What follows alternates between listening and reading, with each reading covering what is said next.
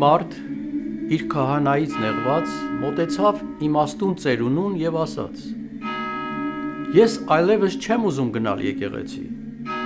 հավատում եմ Աստծուն, բայց չեմ վստահում հոգևորականին, ինչ անեմ: Ծերունին մի պահ լռեց, ապա ժպտաց և պատմեց մի առակ: Մի սերմնացան դուրս եկավ իր հողերը մշակելու: Նա սերմեր ցանեց 3 տարբեր հողերում: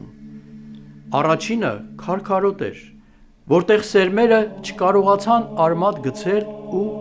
չաճեցին: Երկրորդը ցեխոտ ու անպիտան,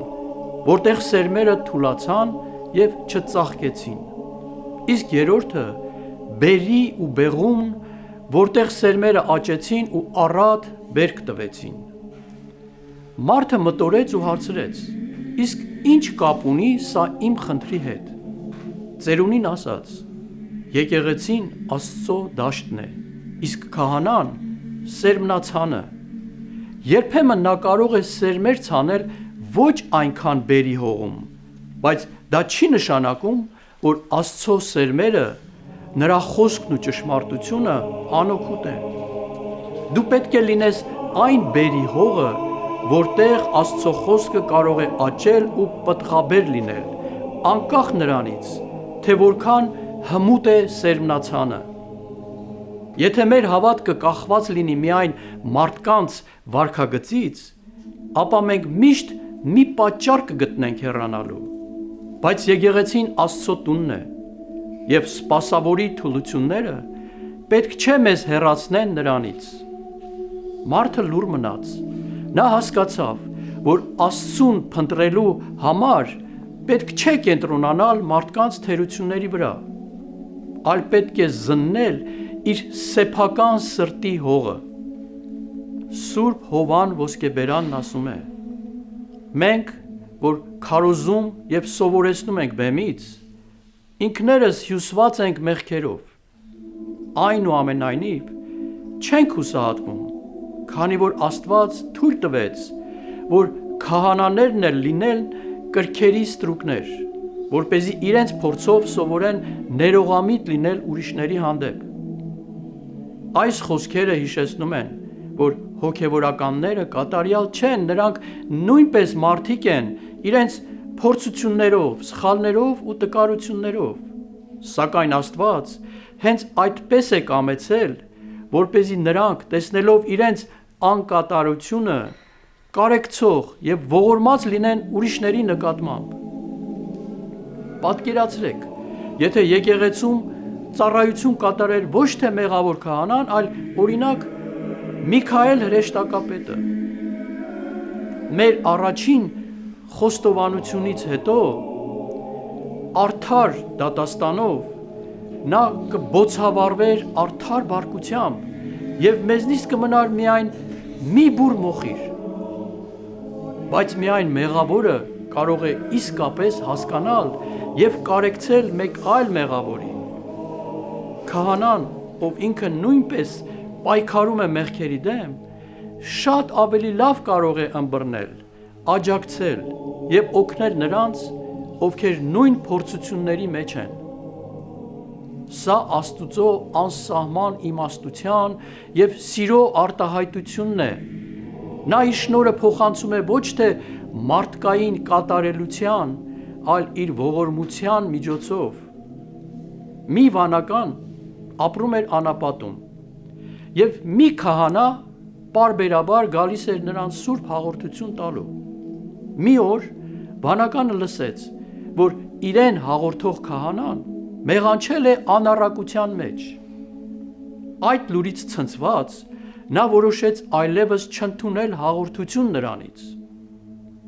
Այդ նույն գիշեր տեսիլք ունեցավ: Տեսավ ոսկե ջրհոր, որը լի էր բյուրեղա մաքուր ջրով,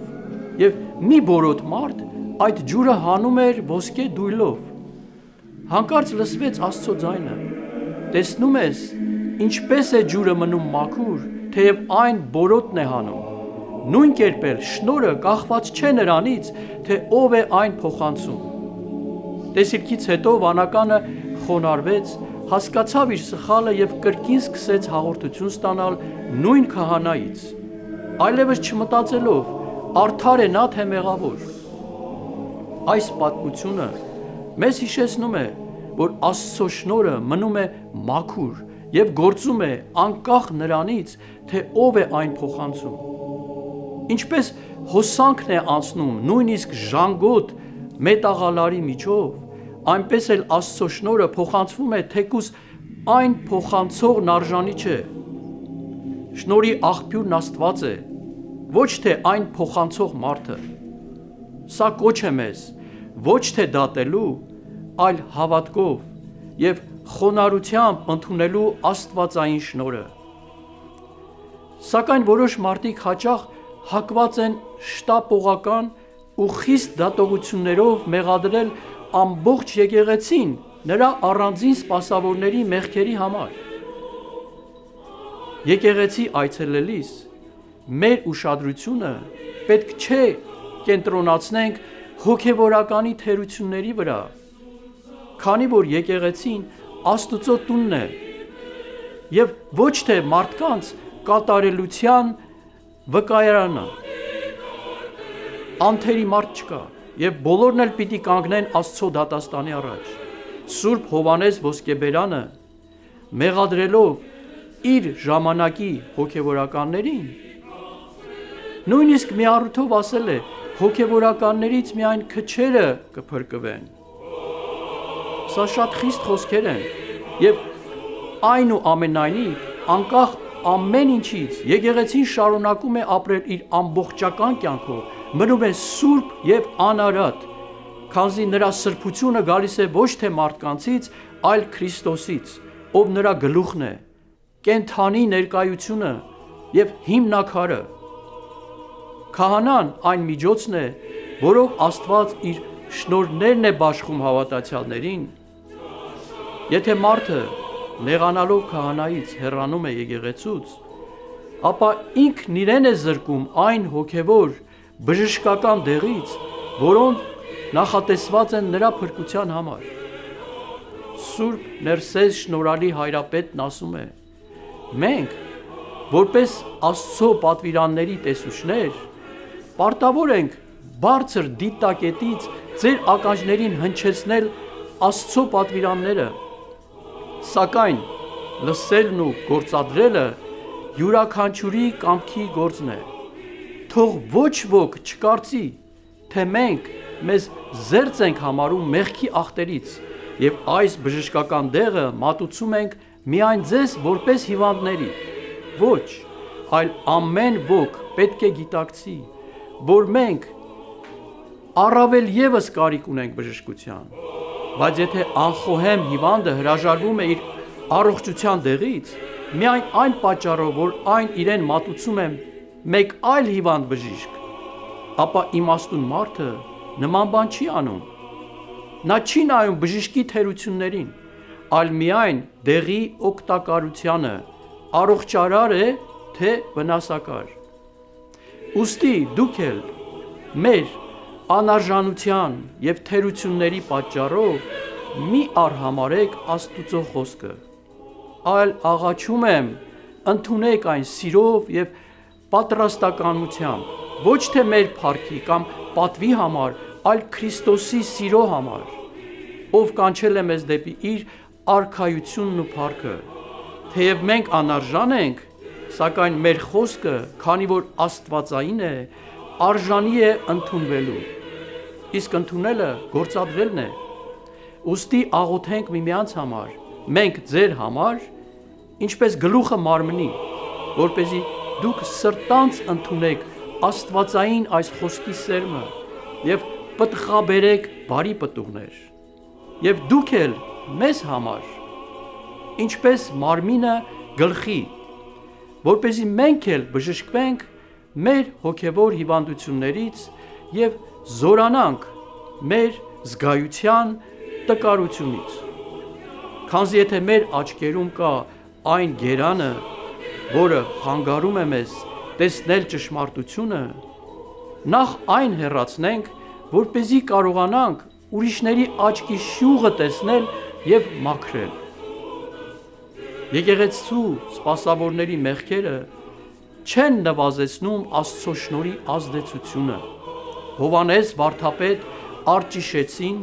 այս մասին շատ պարզ ասում է. քահանայական աստիճանը և շնորհները անաղոտ և մշտ մնա են։ Դրա համար էլ աստվածային խորհուրդը խորհրդանշում է ոչ թե մեղավոր քահանային, այլ քահանայական շնորհը, որը Սուրբ Հոգուց է։ Քանզի նույն Սուրբ Հոգին քահանայական շնորհը վերցնում է որպես նյութ և դրա միջոցով է կատարում սուրբ և աստվածային խորհուրդները։ Եթե մարդ իրեն զրկի եկեղեցուց միայն այն պատճառով, որ հոգևորականներն էլ ունեն մարդկային թուլություններ, ապա ինքը կզրկվի Աստծո շնորհից, մոռանալով, որ շնորհի աղբյուրը Աստված է, ոչ թե այն փոխանցող սպասավորը։ Հոգևորականը գործիք է, և որքան էլ այն անկատար լինի, Աստված կարող է իր շնորհը փոխանցել նրա միջոցով։ Ինչպես արևի լույսը կարող է լուսավորել անգամ պղտոր ու մշուշված պատուհանից, այնպես էլ Աստծո լույսը չի խամրում միայն այն պատճառով, որ այն անցնում է անկատար մարդու միջոցով։ Սուրբ Գրիգոր Տաթևացին ասում է. այսպես դատիր, դու ունես երկու մատանի, մեկը ոսկուց, իսկ մյուսը երկաթից։ Երկուսի վրա էլ փորագրված է թագավորական նույն կնիքը, և երկուսով էլ դու կնքում ես մեղրամոմը։ Ինչ տարբերություն կա այս երկու կնիքների միջև։ Ոչինչ։ Փորձիր ճանաչել մեղրամոմի վրա թողած դրոշմը։ Եթե դու մյուսներից ավելի իմաստուն ես, ապա ասա, այդ դրոշմը որ մատանուն է պատկանում, ոսկյա թե երկաթյա։ Քանզի թեև նյութը տարբեր է, սակայն դրոշմների միջև տարբերություն չկա։ Թող այդպես էլ քեզ մկրտողն ու խոստովանեցնողը լինի ցանկացած քահանա, քանզի թեև մեկը մյուսից գերազանցում է իր վարքով, սակայն մկրտության զորությունը նույնն է։ Ուստի քեզ դեպի կատարելություն կարող է առաջնորդել նույն հավատքով դաստիարակված ցանկացած քահանա։ Եկեղեցին այցելելը անձնական կատարելության ցուցադրություն չէ, այլ Աստծո շնորհի հետ հանդիպելու սրբազան առիթ։ Դա այն վայրն է, որտեղ մարդը իր թերություններով գալիս է, որպեսզի լուսավորվի Աստծո լույսով, զորանա նրա շնորհով և լցվի հոգևոր նորոգությամբ։ Ինչպես Պողոս առաքյալն է ասում. այս գանձերն ունենք կավե ամանների մեջ, որպեսզի զորության գերազանցությունը Աստծուց լինի և ոչ թե մեզնից։ Ուստի, սիրելիներ, եկեք մեր հայացքը չկենտրոնացնենք եկեղեցու սպասավորի մարդկային թերությունների վրա, այլ բացենք մեր սրտերն այն անգին շնորհի առջև, որը Աստված առատաձեռնորեն բաշխում է իր եկեղեցու միջոցով։ Եկեղեցին պարզապես մարդկանց կառույց չէ, այլ Աստծո տունը, նրա սուրբ օթևանը, և այն պատկանում է Քրիստոսին։ Եկեք մուտք գործենք նրա տուն խոնարհ սրտով,